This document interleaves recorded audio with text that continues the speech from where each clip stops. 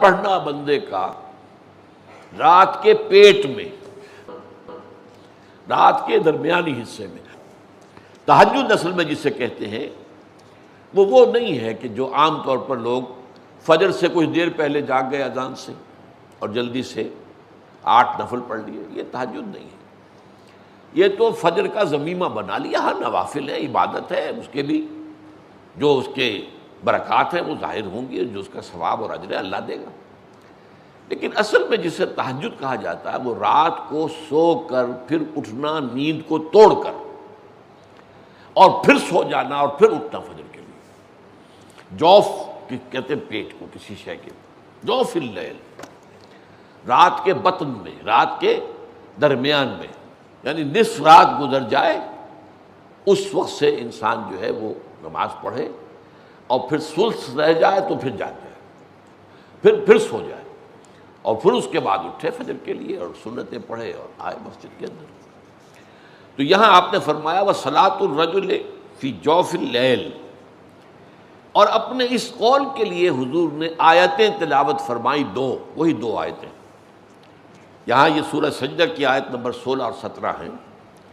تتجافی جنوبہم عن المضاجع، اللہ تعالیٰ اپنے خاص محبوب بندوں کی یہ صفات بیان کر رہا ہے کہ ان کے پہلو اپنے بستروں سے علیحدہ رہتے ہیں، رات کے وقت جاگتے رہتے ہیں، بستر پر لیٹیں گے تو سو جائیں گے۔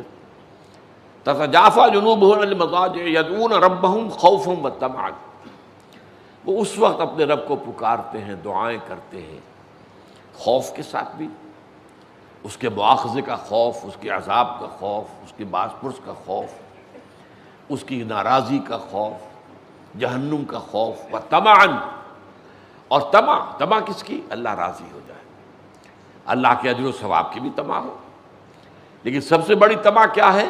اللہ مجھ سے راضی ہو جائے۔ اس لیے سب سے اونچا مقام یہی ہے، رضی اللہ عنہم ورضوا عنہ، اللہ ان سے راضی ہو گیا، وہ اللہ سے راضی ہو گئے۔ یہ باہمی رضا ہے، بندہ اپنے رب سے راضی رہے، وہ رہے کہ تسلیم و رضا، جو بھی دنیا میں آ رہا ہے اس پر شکوہ، اللہ کا شکوہ زبان پر نہ لائے۔ جو بھی آ رہا ہے یہ میرے رب کی طرف سے ہے، وہ میرا مولا ہے، آقا ہے، دوست ہے، میرا خیر خواہ ہے، اسے معلوم ہے کہ اس شر کے پیچھے کون سا خیر آ رہا ہے، مجھے کیا پتا، مجھے تو شر نظر آ رہا ہے، خیر تو نظر نہیں آ رہا۔ اس لیے فرمایا گیا کہ ہو سکتا ہے عسیٰ ان تکرہوا شیئا وہو خیر لکم، وعسیٰ ان تحبوا شیئا وہو شر لکم، واللہ یعلم وانتم لا تعلمون۔